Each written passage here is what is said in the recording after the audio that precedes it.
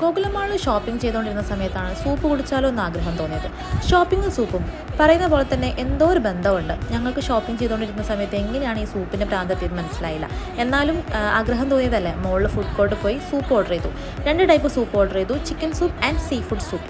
Chicken സൂപ്പാണ് score ചെയ്തത്. Seafood soup score ചെയ്തില്ല എന്ന് മാത്രമല്ല, വൻ പരാജയമായി തന്നെ തോന്നി. ടേസ്റ്റ് വൈസ് ആയിരുന്നില്ല.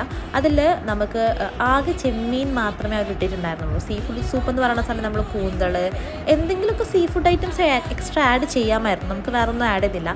പിന്നെ അതുപോലെ തന്നെ അതിൽ കുറച്ച് സോൾട്ട് കൂടുതലായിരുന്നു. അങ്ങനത്തെ കുറച്ച് മൈനസുകൾ സീ ഫുഡ് സൂപ്പിനുണ്ടായിരുന്നു. അതുപോലെ തന്നെ നല്ല പ്ലസ്സുകൾ ചിക്കൻ സൂപ്പിനുള്ളത് കൊണ്ട് തന്നെ ചിക്കൻ സൂപ്പ് സ്കോർ ചെയ്തു. ഞാൻ ഈ മെതറിക്കൊണ്ടിരിക്കുന്ന പെപ്പറില്ലേ, അവസാനം എനിക്ക് നല്ല പണിയായിട്ടോ. ചൂട് സൂപ്പിലേക്ക് കുറച്ച് പെപ്പർ വിതറി. ലാസ്റ്റ് ആവുന്ന സമയത്ത് എനിക്ക് ആ സൂപ്പ് കംപ്ലീറ്റ് ആക്കാൻ പോലും പറ്റാത്ത രീതിക്ക് ചുണ്ടെല്ലാം എരിഞ്ഞു. ഞങ്ങളെല്ലാവരും ചുണ്ടെരിഞ്ഞിട്ടാണ് ആ സൂപ്പ് കംപ്ലീറ്റ് ആക്കിയത്. വീട്ടിലെത്തിയപ്പോൾ തന്നെ ഞങ്ങൾ ഐസ് വാട്ടർ കുടിച്ച് തീർത്തു.